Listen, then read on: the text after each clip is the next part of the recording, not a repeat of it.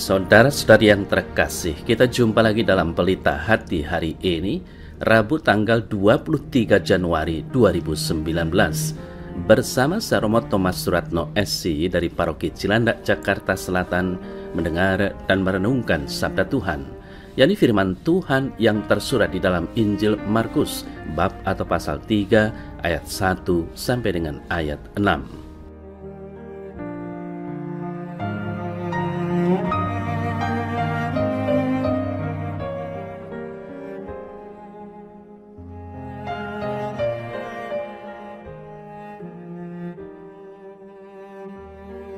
Kemudian Yesus masuk lagi ke rumah ibadat.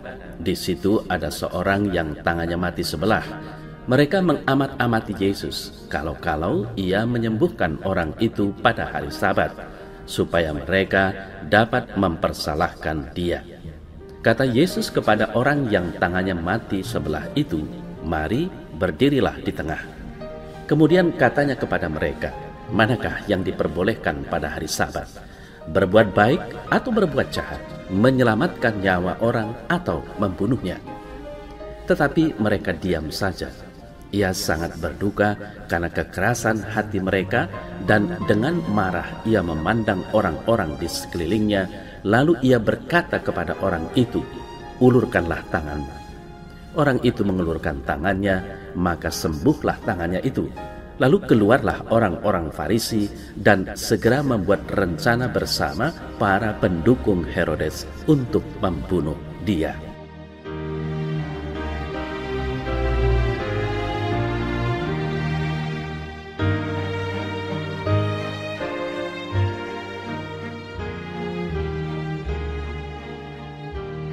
Saudara-saudari yang terkasih, kata orang bijak, siapa diri kita identik dengan apa yang kita pikirkan.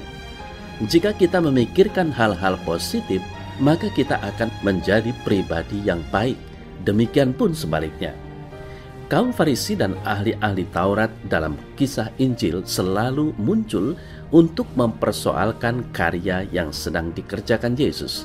Seakan isi kepala mereka dipenuhi niat dan rancangan yang negatif. Mereka acap kali mencari celah agar bisa menjerat dan menyalahkan Yesus. Saudara-saudari yang terkasih, kisah Injil hari ini mengisahkan hal yang serupa. Kaum Farisi mempersoalkan mukjizat penyembuhan yang dilakukan pada hari Sabat. Bagi mereka, seluruh kegiatan dan karya ditiadakan pada hari Sabat, juga jika kita berhubungan dengan menyelamatkan sesama. Hal ini justru berbanding terbalik dengan pewartaan Yesus yang mengutamakan manusia di atas aturan. Mereka pun menyalahkan tindakan Yesus dan mempersoalkannya.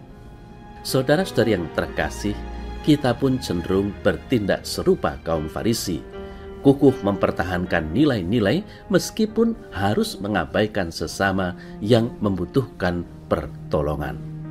Tuhan Yesus tadi bersabda, "Manakah yang diperbolehkan pada hari Sabat, berbuat baik atau berbuat jahat, menyelamatkan nyawa orang atau menyembuhkannya?" Saudara saya terkasih, ingatlah, Yesus menyembuhkan orang sakit pada hari Sabat merupakan peristiwa yang cukup sering terjadi dan merupakan salah satu isu konflik dengan orang-orang Farisi. Hal mana kelihatannya telah menyebabkan ketegangan yang serius antara dirinya dengan para petinggi agama Yahudi. Akan tetapi, saudara-saudari yang terkasih, di sini Yesus mengajarkan satu pelajaran yang amat penting. Hukum itu baik, dalam hal ini hukum Sabat. Namun hukum ini tidak boleh mengobok-obok pelayanan karitatif. Karitatif berasal dari kata caritas yang artinya kasih. Artinya apa? Artinya melakukan perbuatan baik bagi sesama.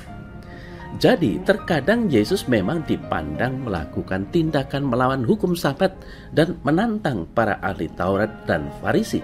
Tetapi di sini hanya ada dua pilihan, mengikuti hukum cinta kasihnya atau tidak. Saudara-saudari terkasih, kita juga harus menentukan sikap tegas berkaitan dengan cinta kasih Kristiani.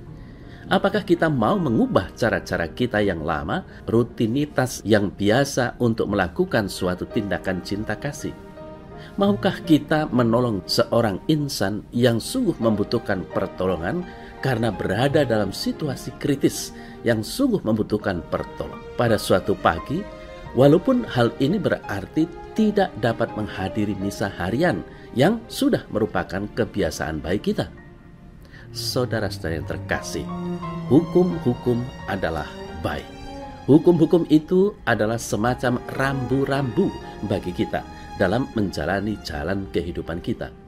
Namun hukum cinta kasih Kristiani berada di atas rambu-rambu jalanan kehidupan kita. Artinya di atas hukum apapun. Hukum cinta kasih Kristiani merupakan tolok ukur akhir dari suatu kehidupan Kristiani yang otentik.